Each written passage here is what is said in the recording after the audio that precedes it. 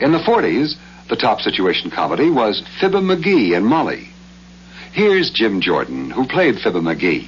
He no longer lives at radio's most popular address, 79 Wistful Vista, but he's about to go back there now. The Johnson Wax Program with Fibber McGee and Molly.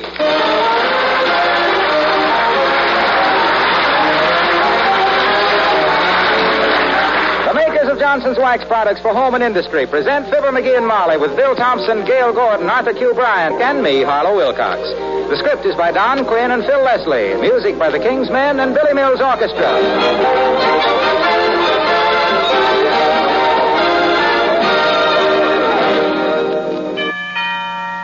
McGee, it's Mayor Latrivia. Hello, Mr. Mayor. Hello, Molly. McGee. Hi, Latriv. Sit down briefly.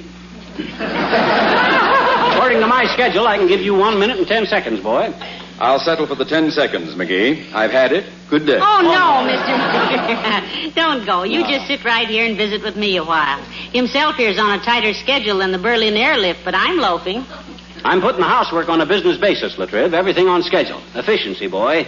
You ought to try that at the City Hall sometime. I'm trying to get several efficiency measures through the City Council now, McGee. Oh? In fact, I had lunch at the hotel with President Bates of the Council yesterday to talk about it. Bates? Oh. Isn't he the man who fought you so hard the last time you ran for mayor, Mr. Mayor? And you had lunch with him? Yes. Yes, if it will help to improve our government, Mrs. McGee, I can work with him. Politics, you know, make strange bedfellows.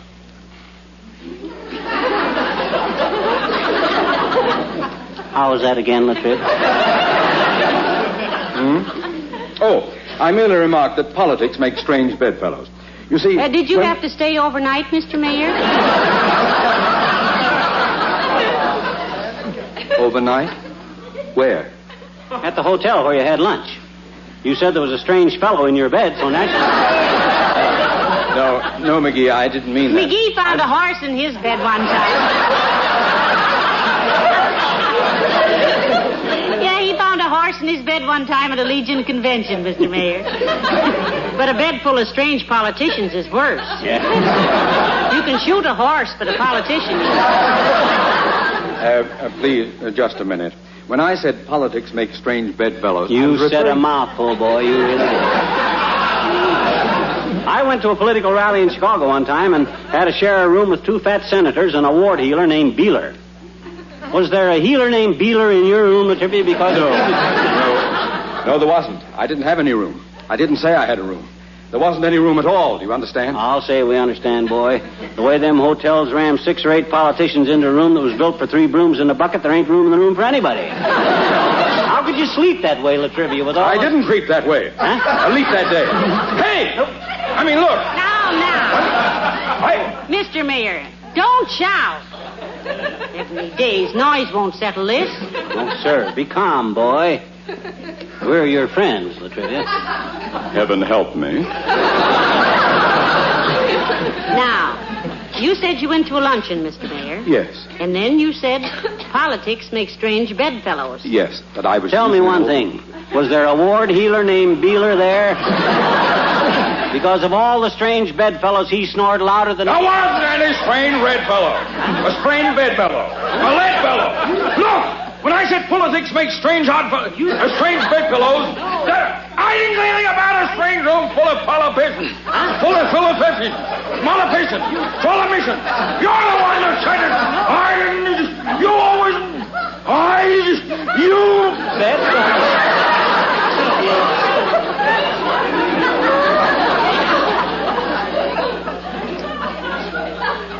McGee? Yes, boy? I'd like to ask a favor. The police department pistol team is shooting target practice tomorrow morning. Would you help them out? Oh, he'd love to, Mr. Mayor. I'll be there, boy. Hey, what do they shoot at, Latriv? You'll find out. Gail Gordon, who did Mayor Latrivia.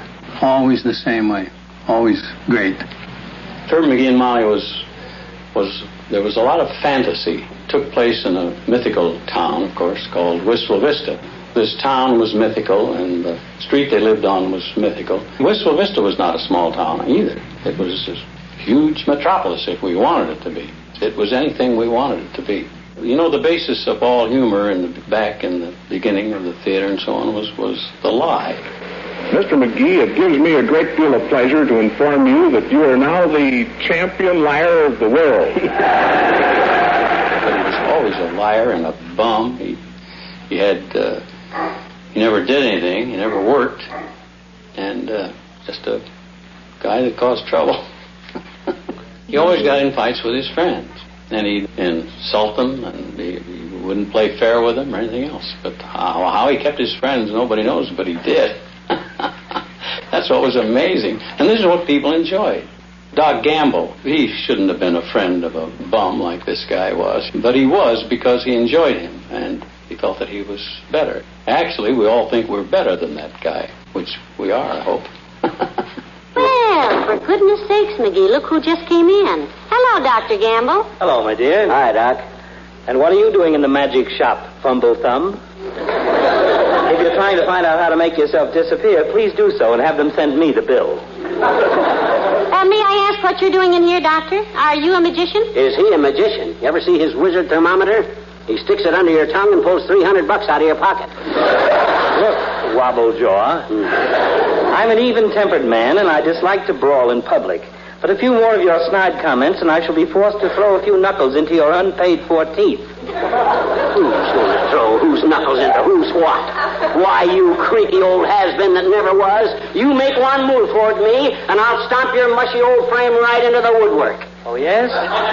Don't forget I've seen your muscles, such as they are. And I happen to know you couldn't go 2 rounds with Margaret O'Brien. You are softer than the obligato to Mother McCree. Boys. My goodness, after all. Well, I don't think my character came from me. I mean, I don't think I was Fibber McGee in the least. I think I was the direct opposite from Fibber McGee. I didn't have a dirty closet. I wasn't a liar. I was very... I couldn't tell a lie and get away with it if I wanted to. I don't think I was the same as Fibber McGee. I think that was just a character that I played. That's the way I've always felt about it. The bell would ring, and that would be the entrance cue for whoever it was, of course. Hello there, Mr. Wimple. Oh, hi, Wimp. Hello, folks. Taking a little stroll, Mr. Wimple? Yes, in a way, Mrs. McGee.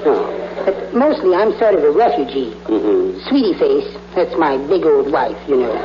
Yes, we know. She's giving a bridge party for a lot of matrons. What do you mean, matrons? Older women? No, I mean matrons from the county jail. Come in. Oh, hi, old-timer. Hello, Mr. Oldtimer. Hello there, kids. Hey, what you doing with a rope around your neck, Johnny? Oh, I was just getting ready. Oh, don't do it, Johnny. Things can't be that bad, boy. Well, he's just going to see Well, reconsider, Johnny. Don't be hasty. What if you are a dismal failure in life? Well, when I was your age, Johnny, I was a failure, too. Not as bad as you are, but a failure. Now, look at me. No, that ain't going to sell him, is it? Come in. Well, hello, Mrs. McGee. Hello, little chum. Gildersleeve. Hi, nice to see you, Mr. Gildersleeve. Won't you have a chair and a cup of tea?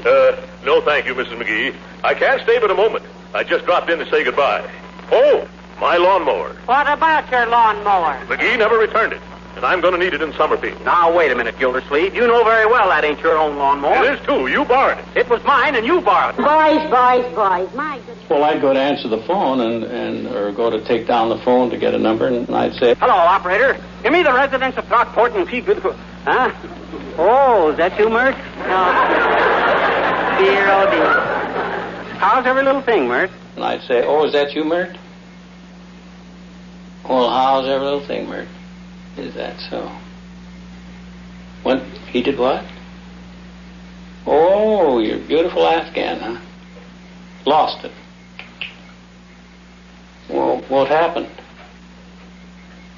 Oh, I see. You went back to Afghanistan. I never saw such a man. You either work like fury for a few minutes or you sit down doing nothing. I know. I'm a member of the sweater set. I either sweat or set. Get it, Molly? I says I'm a member of the sweater set. It ain't funny, McGee. We grew up together. We were young teenagers together in the same town, Peoria, Illinois. That's where we met, of course. And that's where we were married, and then we went into show business after we were married. To go back to the early days of radio, there are very few women that really could speak and be heard and liked. She had the voice for this. She was the balancing influence that kept him from going to jail or having somebody beat him up. She kept things on a kind of an even keel. Well, the material would come from our own lives, and it would come from the lives of the people on the show. And the more real it was, the better it was. The more believable a situation could be, why, the easier it was to get laughs with it. Hey, remember when we were kids in Peoria and I built that big hollow snowman with a tunnel under it, and I'd crawl into it at night and talk to people when they walked past? Remember that? Yeah. We went on some beautiful sleigh rides in Peoria, too. Yeah. In fact, I think the first time you ever kissed me was the night you rented the cutter from the livery stable. Well, I had to kiss you, Tootsie. Had too much invested to waste the evening. Besides, holding hands is all right in the summertime, but when it comes mitten weather, a man has to establish better contacts. I'll bet tonight would be a beautiful night for a sleigh ride, McGee. I know where I can get a sleigh. Farmer friend of mine out on Route 62, Mel Hess. His name is Mel of a Hess, but they call him Mel for short. He'll rent us a sleigh.